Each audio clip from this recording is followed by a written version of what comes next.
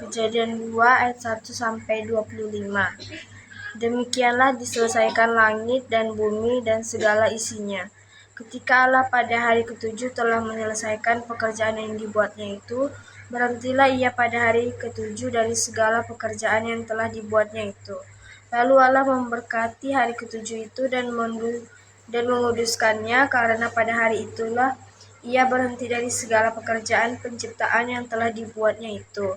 Demikianlah riwayat langit dan bumi pada waktu diciptakan.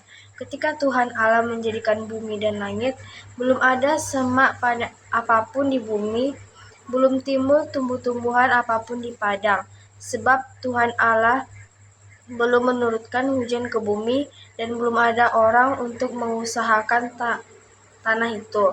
Tetapi ada kabut naik ke atas dari bumi dan membasahi seluruh permukaan bumi itu. Ketika itulah Tuhan Allah membentuk manusia dari debu tanah dan menghembuskan nafas hidup ke dalam hidungnya. Demikianlah manusia itu menjadi makhluk yang hidup, manusia dan Taman Eden. Selanjutnya Tuhan Allah membuat taman di Eden, di sebelah timur. Disitulah ditempatkannya manusia yang dibentuknya itu.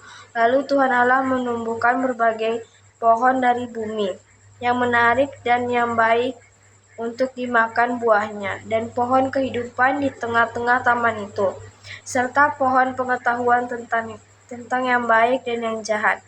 Ada suatu sungai mengalir dari Eden untuk membasahi taman itu, dan dari situ sungai itu terbagi menjadi 4 cabang.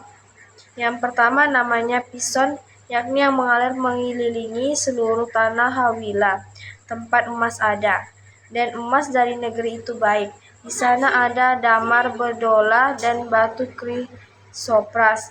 Nama sungai yang kedua ialah Gihon, yakni yang mengalir mengelilingi seluruh tanah Kus.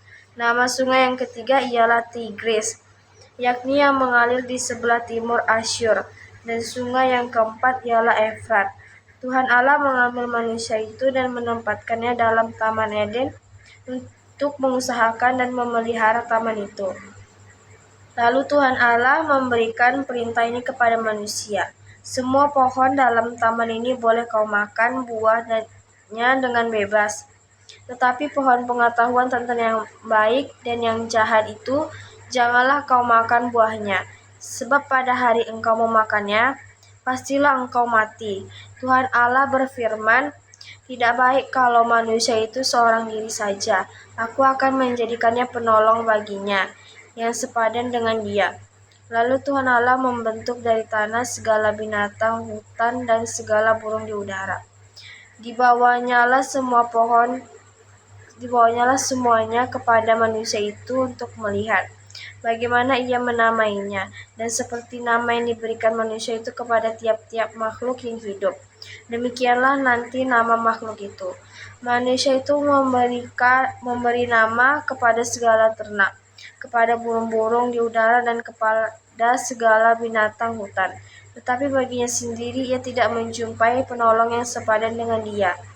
Lalu Tuhan Allah membuat manusia itu tidur nyenyak. Ketika ia tidur, Tuhan Allah mengambil salah satu rusuk daripadanya, lalu menutup tempat itu dengan daging.